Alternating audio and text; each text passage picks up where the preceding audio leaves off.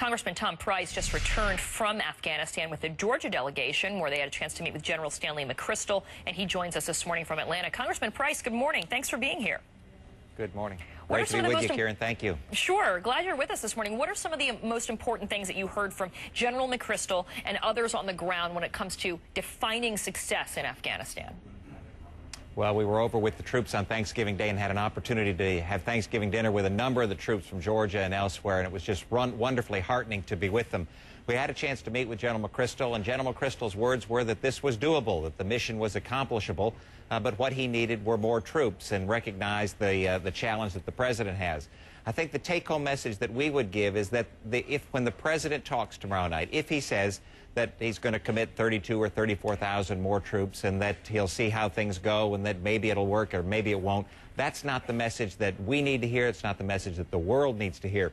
What the world needs to hear is that he's going to commit the number of troops necessary, and he's going to accomplish the task, accomplish the mission of keeping the American people safe. That's the most important thing. And well, the president has spoken about that, and he has said that that it is very important to defeat the Taliban and Al Qaeda, to send a message to the world that it's the war that we need to fight. That's been his argument since the campaign trail. What is he going to say or not say tonight that is going to determine whether or not Republicans throw their support behind the president when it comes to his plan for Afghanistan? Well, I think the tone of his message, the tone of the president's message, is incredibly helpful. Because if he talks about an exit strategy only, and if he talks about benchmarks in terms of calendar timelines, then that's where the challenge is, because the Afghan people are just sitting on the fence. They're hedging their bets right now. They're not certain that America is committed to prevailing in this mission. If the president is very resolute, if he's very specific about what he believes the mission is and what can be accomplished, then I think we'll be fine. If, however, he hedges his bets and plays to his political base, then there are real problems to be had, because then the Taliban and others who are interested in making certain that we don't accomplish our mission, those folks then just wait us out. So the bottom line, though, is that the president's going to announce tomorrow, according to our reporting, that he's going to add an additional 35,000 troops. It's almost as much as General McChrystal wanted, and he's going to let the general get what he wants and win this war. The Republicans are supporting the president, right? Well, if indeed, again, if that's what he says, then yes, absolutely. General McChrystal's message to us was very clear, and that is that the mission is accomplishable. And remember what the mission is. It's to degrade Al Qaeda forces, and it's to make certain that the American people are safe. And as long as we make certain that we keep our eyes on that mission and make certain that the president is resolute about accomplishing that mission, then I think that the support of the Republicans in Congress will be there. However, if, again, the president hedges his bets and says that maybe we will, maybe we won't, the tone is so important in this message. He's got to make certain that he delivers a message to both the American people and to the world that the Americans are committed in making certain that we degrade the resources that Al Qaeda has and the ability of them to harm the American people again. It certainly shapes up to be an interesting dynamic. Our Democratic president getting the support of Republicans in Congress when some in his own party are very opposed to our presence and our continued presence, and in this case, a ratcheting up of our presence in Afghanistan. Well, it really is. But remember, the president has said this was the right war. He campaigned on this as much as he campaigned on anything else.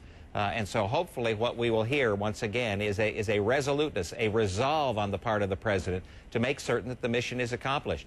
General McChrystal, Ambassador Eikenberry, and others who were over there, we met with many generals on the ground. They are confident. They're confident, if given the appropriate resources, that they'll be able to accomplish the mission. And that's what we need to hear. That's what the American people need to hear, the importance of this strategy, the importance of this engagement. And again, the mission to be accomplished is the preservation of security for the American people. And as long as we stick to that mission, stick to that goal, then we'll be fine, and I think the American people will be appreciative. Well, you added your name to a letter to the president, basically criticizing him for taking as much time as he did to decide on a strategy. You know, critics will say, look, we've been in Afghanistan for 8 years. What's a couple more months to make sure we're getting the strategy correct? Well, a couple more months is important because at the end of August, General McChrystal submitted his report to the president. When we talked to the troops on the ground in Afghanistan just last week, what they said is that they didn't see the need for this 3-month delay. Now, in hindsight, it may have been the appropriate thing to do. However, the most important thing is to make certain that our troops are safe and that we accomplish our mission. The President took an extended period of time. General McChrystal described it as a thoughtful process. And that's important, yes. But the most important thing is to make certain that our troops are protected and that they're able to accomplish their mission. This delay, from my perspective and from many of us in Congress's perspective, was not absolutely necessary to be the length of time that it has been. However, if that's what is necessary, was needed to rally the support of those folks necessary in Washington and the American people for this challenge, then so be it. We don't want to look back, we want to look forward. But I think it's important that the President comes out and is very, very resolute and very strong in his message tomorrow night. Looking forward, are you supporting a war surtax that one of your fellow congressmen is going to put forward? People pay 1% to go toward fighting the war? No, I think that's as cynical as it is irresponsible. The fact of the matter is the protection of the American people is the #1 challenge, the #1 task for the United States Congress. It ought to be a priority in our budgeting process. There's all sorts of money that has been ill-spent to date. I would propose to the President that he begins to decrease spending in non-defense areas, non-defense discretionary areas in Washington where you can save significant amounts of money. A penny on the dollar will get us hundreds of billions of dollars in order to accomplish the priorities that we ought to have for the American people. And one of the priorities absolutely has to be and must be the protection of our land and degrading the resources that al-Qaeda has. Congressman Tom Price, thanks for joining us this morning.